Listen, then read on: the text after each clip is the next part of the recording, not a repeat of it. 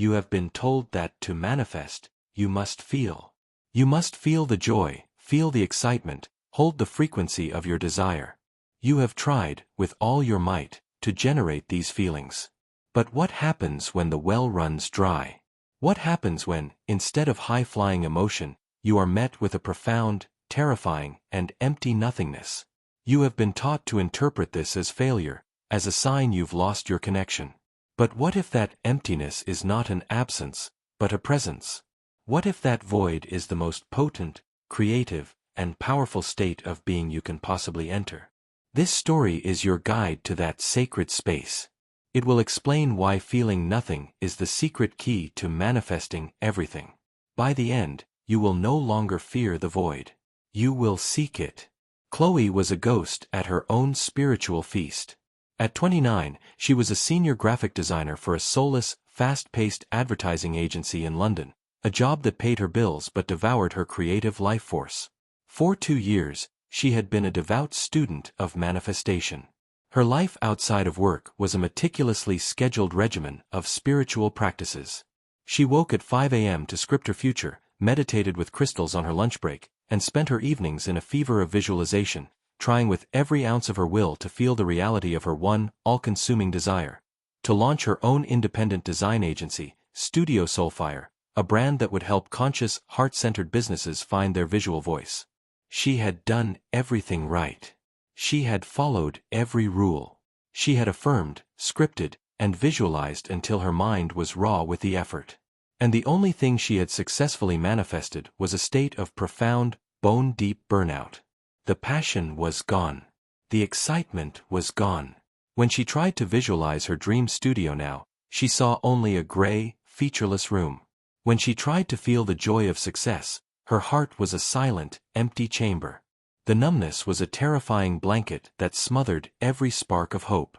Her antagonist was not a person, but her own highly trained, spiritual ego. It was the part of her that had memorized all the rules of the game and had become a tyrannical coach. It screamed at her from the sidelines, "Raise your vibration. You're not feeling it hard enough. You're blocking your own manifestation with this low-energy state. You are failing." This voice was relentless, turning her spiritual practice from a source of comfort into a source of constant, painful self-judgment. The more she tried to force a feeling, the deeper the nothingness became. She was a spiritual athlete who had pulled every muscle, trying to sprint her way to a destination that could only be reached by standing still. Is this the end of the road? Is this emptiness the universe's final, silent rejection of her dream? Or is it an invitation, a doorway into a state of creative power so profound that her overstimulated mind cannot even begin to comprehend it? If you have ever felt this spiritual exhaustion, this frustrating and hollow numbness, then subscribe. This journey will show you that you are not failing. You are on the verge of your greatest creation. The gray numbness became Chloe's constant companion. The previous loop closed. Her burnout had reached a critical stage, forcing her to admit that her current methods were not just failing, but actively harming her. The new loop opened in the suffocating silence of her own apartment one Saturday morning. Unable to face another session of forced visualization, she fled. She left her phone, her journal, her entire manifestation toolkit behind and just walked, letting the chaotic currents of London guide her. She walked for hours, her mind blessedly, unusually quiet, exhausted from its own relentless monologue. She wandered through Islington, down alleys and side streets she had never explored. It was on one of these quiet, cobbled mews, tucked away from the roar of the city, that she saw it. There was no sign, only a single, dark wooden door, slightly ajar. From within came a faint, rhythmic, scraping sound. It was a sound of patient, unhurried creation. A quiet curiosity, the first genuine feeling she'd had in months, nudged her forward. She pushed the door open. The space inside was a revelation. It was a small pottery studio, but it felt more like a Zen temple. The air was cool and smelled of damp earth and green tea. The only light came from a large, north-facing window, illuminating shelves of the most beautiful pottery she had ever seen. The pieces were simple, imperfect, and imbued with a profound sense of peace. In the center of the room, An old Japanese man with a shaved head and a simple linen apron was sitting at a potter's wheel, his hands gently shaping a mound of dark clay. He did not look up, but he spoke, his voice as calm and quiet as the room itself. "You are running very fast," he said. "It is good to stop." This was Master Kenji. He was, as she would learn, a master of the Rakuyaki style of pottery, a tradition deeply rooted in Zen Buddhist principles. Chloe, usually articulate and confident, found herself speechless. She gestured vaguely at the pots on the shelf. "They're quiet," she managed to say. He finally looked up, his eyes holding a deep, timeless stillness.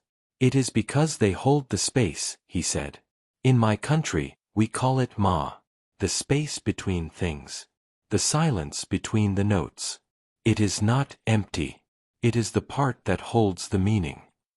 The word ma landed in Chloe's soul like a stone in a still pond. Her entire life, her entire manifestation practice, had been about filling the space. With thoughts, with feelings, with affirmations, with images. She had never once considered the power of the space itself. She found herself telling this quiet stranger everything, the dream, the burnout, the terrifying numbness. He listened without interruption, his gaze never wavering. When she was finished, he simply gestured to a low stool in the corner of the studio. "The clay knows the feeling of the void," he said. "It is its home. Your task, if you choose, is simple. Come here each day. Take a piece of clay, and do nothing. Do not try to make a bowl. Do not try to make a vase. Your only work is to sit with the clay and learn the shape of its silence. Learn the feeling of ma." She has been given an invitation to a practice that is the complete antithesis of everything she has been taught. It is a path of non-doing, of surrender, of embracing the very emptiness she fears. Can a woman addicted to spiritual effort truly learn to do nothing? What secrets are held in the silent heart of the clay? Chloe accepted the strange, paradoxical task. The next day, she returned to the quiet studio, her heart a nervous flutter. This closed the previous loop. She had found her enigmatic mentor and her new practice. But the new loop of conflict began the second she sat on the stool and placed her hands on the cool, damp block of clay. The instruction was to do nothing. But for Chloe, doing nothing was the most agonizingly difficult work she had ever attempted. Her mind, accustomed to being the master, went into a state of open rebellion. For the first 20 minutes, all she could feel was a rising tide of panic. Her spiritual ego, the inner taskmaster, was screaming, "This is absurd. You are wasting time. You should be on your laptop, designing a logo, building a website. You should be scripting. You should be feeling good. This is not manifesting. This is giving up." The silence of the studio was a perfect amplifier for her inner torment. The nothingness was not peaceful. It was a battlefield. She fought the urge to shape the clay, to do something, to prove she was being productive. Her hands ached with the tension of inaction. The external conflict arrived that afternoon via email. It was from her old boss, a man for whom doing nothing was a mortal sin. It was a freelance offer. A massive, soul-crushing, but incredibly lucrative project to design the new branding for a fast fashion conglomerate known for its questionable ethics. The offer included a bonus that was almost exactly the amount she had calculated she would need for a full year of startup capital for Studio Soulfire. It was a golden apple, a devil's bargain. It was the universe testing her. "I need your answer by the end of the week," the email concluded.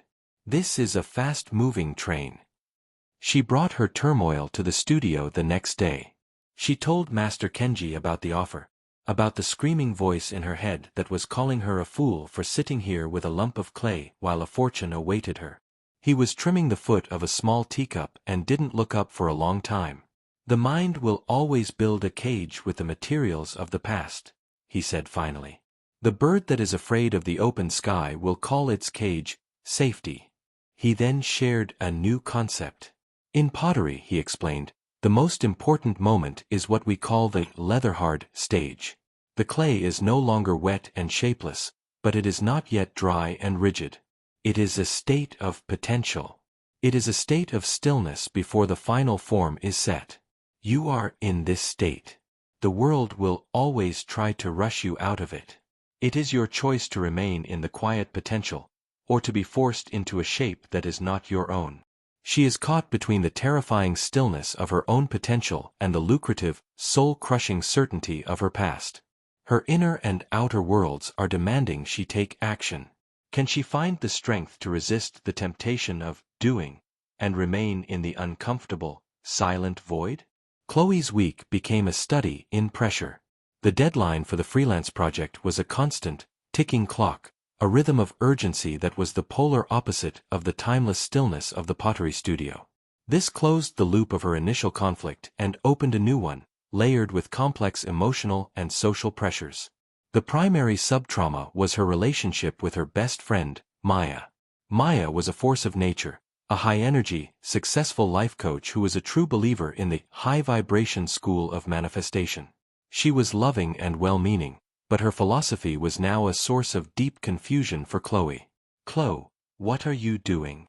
Maya asked over coffee, her voice laced with genuine concern. "Sitting in a room with dirt? You need to get your energy up. Go dancing. Do a gratitude blitz. You can't manifest your dream studio from a place of nothingness. The universe responds to a powerful signal." Maya represented the voice of the entire spiritual world Chloe had once belonged to, a world that now felt like a beautifully designed but ultimately hollow room. Their conversations left Chloe feeling more lost than ever, caught between two opposing truths. Meanwhile, Chloe's practice at the studio deepened. She began to notice subtle shifts. After the initial storm of her mind's resistance, moments of true silence would occasionally break through. In these fleeting moments of nothing, she would feel a quiet, unforced sense of peace she hadn't experienced in years. It wasn't the ecstatic joy she had been chasing, but something calmer, deeper, and far more nourishing. She noticed a pattern: the more she tried to feel good, the more numb she felt. The more she allowed herself to feel nothing, the more a quiet sense of well-being would emerge from the stillness. The freelance offer sat in her inbox, a digital tether to a reality she was desperately trying to leave. She even started sketching some initial ideas for the fast fashion brand, a subconscious attempt to hedge her bets, to keep one foot in the world of safety. The sketches were technically brilliant, but they felt like they were made by a stranger. They were empty of the one thing she craved: soul. She was living in a state of profound cognitive dissonance, her hands sketching a soulless logo while her heart was learning the shape of silence. The end of the week was approaching. A choice had to be made. She is being pulled apart by the conflicting philosophies of those she trusts and the opposing desires within herself. Caught in this spiritual crossfire, what quiet, undeniable synchronicity will finally illuminate the true path and reveal the hidden power of the void? It was Friday, the day she had to give her final answer. Chloe felt like a stretched elastic band, ready to snap. She had spent the morning trying to force a decision, her mind racing through logical scenarios, her heart a tangled knot of fear and obligation. She couldn't do it. She left her apartment and walked to the one place that offered a different kind of logic: the pottery studio. The loop of her agonizing indecision was about to be broken. She entered the studio, and the quiet, earthy smell immediately calmed her racing mind. Master Kenji was not at his wheel. He was sitting on a low stool by the window, simply looking out at the small, mossy garden. He gestured for her to join him. She sat, and for a long time, neither of them spoke. The silence was not empty, it was a form of communication. "The mind is a noisy guest," Master Kenji said finally. "Sometimes, the only way to find clarity is to stop listening to it." He stood up and went to a shelf, returning with a small, exquisitely simple ceramic bowl. It was a deep indigo blue on the inside, the color of a twilight sky. "Look," he said, placing it in her hands. "What is the most important part of this bowl?" "The shape," Chloe guessed. "The glaze." "No," he said gently. "The most important part of the bowl is the emptiness inside. Without the emptiness, it is not a bowl. It is just a lump. Its purpose, its very identity, comes from the void it holds. He then shared a piece of wisdom from the ancient sage Lao Tzu. We shape clay into a pot, but it is the emptiness inside that holds whatever we want. The words, combined with the tangible feeling of the bowl in her hands, landed with the force of a physical revelation. It was a direct, embodied teaching. Her entire life, she had been focused on shaping the clay of her reality, on the doing, the forming, the forcing. She had completely ignored the power of the emptiness, the container, the void. In that moment, she stopped trying to think. She closed her eyes, still holding the bowl, and she did what Master Kenji had been teaching her all along. She let go. She surrendered to the feeling of nothingness completely. She didn't fight it or question it. She just allowed it to be. The frantic energy in her chest dissolved. The screaming voice of her spiritual ego went silent. And in that silent, spacious, and profoundly peaceful void, it happened. An image downloaded into her mind, not a forced visualization, but a spontaneous, crystal-clear vision. It was the complete brand identity for her own agency. She saw the name, not Studio Soulfire, a name born from effort and force, but Studio Void. She saw the logo, a simple, broken circle, an enso, representing the beauty of imperfection and the creative power of emptiness. She saw the color palette, the typography, the entire aesthetic. It arrived whole, complete, and effortless. It was a gift from the silence. She has finally experienced it, a direct creation from the void. The vision is perfect, a gift from the silence. But this is a world of form and action. How does a vision born from nothingness become a tangible reality in a world that demands noise, effort, and proof? This moment of profound insight has created a shift within you? Subscribe for more stories that reveal the hidden power of surrender. The vision in the studio was a true north for Chloe's soul. The previous loop closed, she had received the gift of the void. Now, she had to honor it with action, or rather, with a new kind of aligned inaction. She left the studio, the vision for Studio Void, glowing in her mind's eye, and walked straight back to her apartment. She sat at her laptop, opened the email from her former boss, and typed a short, polite reply.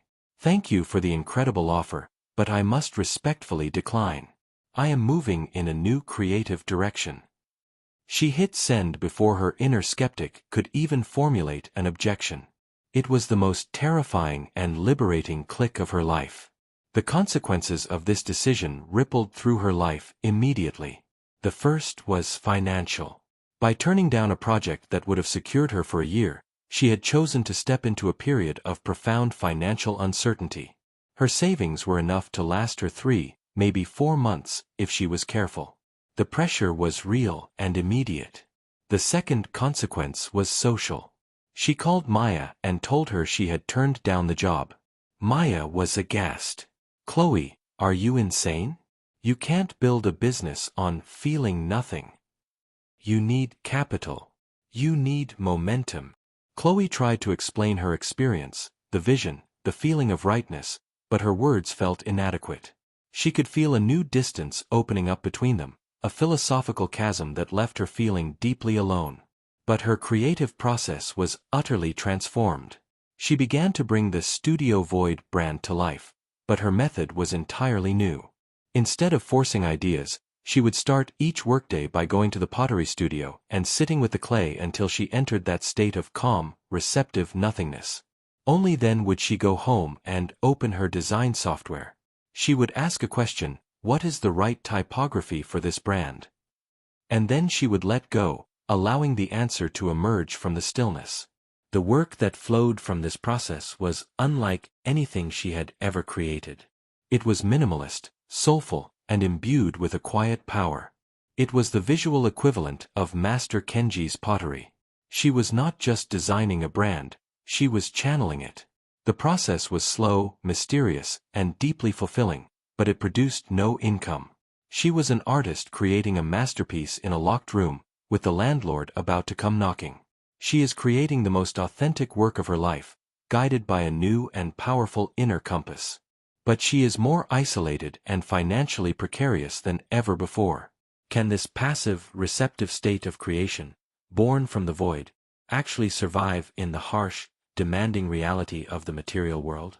The initial creative bliss of building her brand began to fray as her bank account dwindled. 2 months after turning down the big project, Chloe was facing the stark reality of her choice.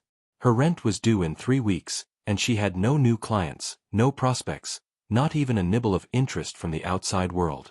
This was the ultimate test promised in the previous chapter. This was the moment where faith either becomes a lived reality or reveals itself as a beautiful delusion. The fear was visceral. It was a cold knot in her stomach that made it hard to breathe. The spiritual ego, which had been quieted, saw its opening and returned with a ferocious assault. "This is the end," it hissed. "This void nonsense has led you to ruin. You are a failure. You should be sending out 100 resumes right now. You should be begging for that freelance project back." The temptation to panic, to abandon her new way of being and revert to the old hustle, was almost overwhelming. For 3 days, she couldn't create. The channel was jammed with the static of pure terror. She couldn't even bring herself to go to the pottery studio. On the 3rd night, she hit rock bottom. She sat in her silent apartment, the eviction notice a very real possibility, and she finally, truly, broke. But she did not break down, she broke open. She realized she had still been holding on, still secretly expecting a reward for her surrender. She had surrendered her actions, but not her expectations. This was the final layer of the ego that had to go. She went to her meditation cushion, and she did not ask for a client or for money. She did something far more radical. She surrendered to the fear itself. She invited the feeling of nothingness in its most terrifying form, the feeling of having nothing, of being nothing. She dove headfirst into the void. She let go of all hope, all attachment to a specific outcome. "Okay," she whispered into the darkness, tears streaming down her face. "I have nothing. I am nothing. And I am okay." It was the ultimate act of release. And in that moment of absolute zero, the fear dissolved. It was replaced by a peace so profound it was almost shocking. She had touched the true, unshakable bedrock of being. This was her final. Complete cancellation of growth. She had overcome the belief that her security came from the outside world. She had found it in the emptiness within. She has reached the point of absolute surrender, the final death of the ego's need for control. She has found peace in the emptiness. But a lighthouse in a storm must be seen. Having finally become an empty vessel, what will the universe pour into it? The morning after her profound surrender, Chloe woke up feeling lighter than she had in her entire life. She had nothing, and therefore, she was free. The loop of her ultimate test was closed. A new, final loop opened, not with a frantic energy, but with a quiet, intuitive clarity. She went to her computer, not to search for hopes, but to perform a single, simple, aligned action. She had been vaguely aware of a new, small tech startup in Shoreditch. Their mission was to create a mindfulness app that was different from the rest, one that focused on being rather than doing. Their working title was the Stillness Project. The name resonated with her so deeply it felt like a chord that been struck in her own soul. They were a perfect match, the clients she would have invented if she had been trying to invent one. Following a quiet, unanalyzed impulse, she decided to prepare a single image to send them. She didn't create a complex pitch deck or a lengthy proposal. The old Chloe would have spent a week researching their board of directors and crafting a persuasive essay. The new Chloe knew that was the wrong language. She took the beautiful, minimalist logo for Studio Void, the broken circle, and placed it on a clean, white background. Below it, she typed a single sentence: "This is the feeling of stillness." She found the email address for the company's founder, a man named Ben Carter, who was known in the tech world for his focus on purpose-driven enterprise. She attached the single image. The subject line of the email was simply the word "ma." The body of the email was empty. It was the most audacious, unprofessional, and authentic pitch in the history of advertising. It was a transmission from the void itself. She looked at the email, a perfect reflection of her entire journey, took a deep breath that was completely free of fear, and pressed send. She had no expectation. The act itself was the completion. The message, a perfect embodiment of her newfound philosophy, has been sent. It is a single, silent note in a world screaming for attention. Will this radical act of trust be recognized for the genius it is, or will it be instantly deleted, dismissed as an incomplete and unprofessional error? 2 hours later, Chloe's phone rang. The caller ID was a number she didn't recognize. She answered, her heart calm. Is this Chloe? A man's voice asked. It was warm, intelligent, and had a hint of awe in it. This is Ben Carter from the Stillness Project. The loop was closing faster than she could have imagined. Maite Amandi continued. I've spent the last 6 months looking at proposals from some of the biggest and best branding agencies in London. We've seen hundreds of pitch decks, PowerPoints, mood boards. This morning, your email arrived.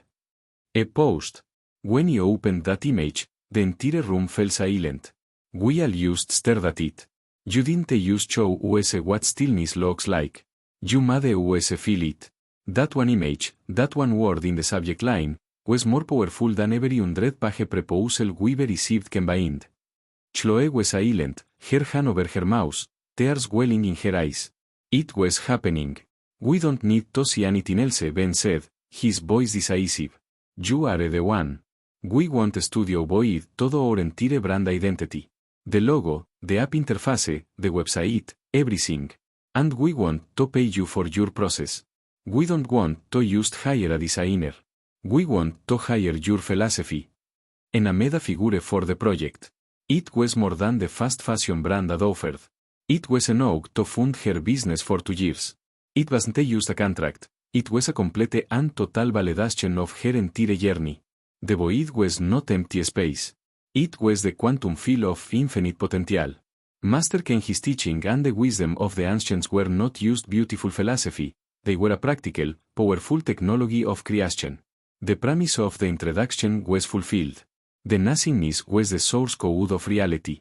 And she had finally learned how to read it. The dream is manifest. The business is born. Her philosophy has been validated in the most spectacular way. But how does a person integrate such a profound and mystical way of being into the day-to-day reality of running a business, of meeting deadlines, of living in the material world? The Stillness Project became the launchpad for Studio Void. The work Chloe did was revolutionary, and the app, with her soulful, minimalist branding, became a huge success. But the true success was Chloe's process. She built her entire agency around the principle of the void. Her onboarding process for new clients was unique. Before they ever talked about logos or colors, she would send them to a one-day workshop with Master Kenji to learn the feeling of Ma. She taught them how to access the void state to find the authentic soul of their own brand. Studio Void became less of a design agency and more of a creative monastery, a place where businesses came not just to get a brand, but to find their essence. Her life transformed into a beautiful expression of the principles she now embodied. She moved her studio to a quiet mews, right next to Master Kenji's. Her friendship with Maya healed and deepened. Maya even started referring her most burnt-out clients to Chloe for a different kind of coaching. Chloe no longer practiced manifestation. She simply lived in a state of receptive alignment, taking inspired action only when it emerged from a place of deep, internal stillness. She had discovered that the universe was not a vending machine you had to feed with the currency of Iggy motion. It was a silent, intelligent partner that responded to the quiet invitation of an open and empty space. She often talked of something the mystic Neville Goddard had written, which perfectly described her experience. The state of sleep, or the state akin to sleep, is the state in which you are most receptive to impressions. The void was that state, and she had learned to enter it while wide awake. Her journey has created a new paradigm for creative work, proving that the most powerful action is often in action. But what is the next frontier for a soul who has learned to draw from the infinite well of nothingness? We see Chloe a year later, in her stunningly peaceful studio. She is sitting with a new client, the nervous CEO of a large, successful company. He is talking frantically, listing his goals, his targets, his fears. Chloe listens patiently. When he is finished, she does not open a laptop or a sketchbook. She gestures to 2 meditation cushions on the floor. "Thank you," she says, her voice a calm, clear bell. Now, before we begin, let us do nothing. She learned that the source of all form is the formless, the source of all sound is silence. Where in your life is a space of nothingness, waiting to give birth to your next great creation. We are taught to fear the void, to fill every silent moment with noise, thought, and action. But that emptiness is not your enemy. It is the womb of creation. It is the quiet space where the universe whispers its secrets. Your challenge is this: for the next 7 days, schedule 5 minutes of nothingness. No phone, no music, no goal. Just sit and be with the emptiness. Don't try to feel good. Just be. What do you notice? Share your experience of embracing the void in the comments below. Let's create a community of stillness. 4 more stories that will guide you into the deepest, most powerful states of manifestation. Make sure you subscribe and join this journey into the creative void.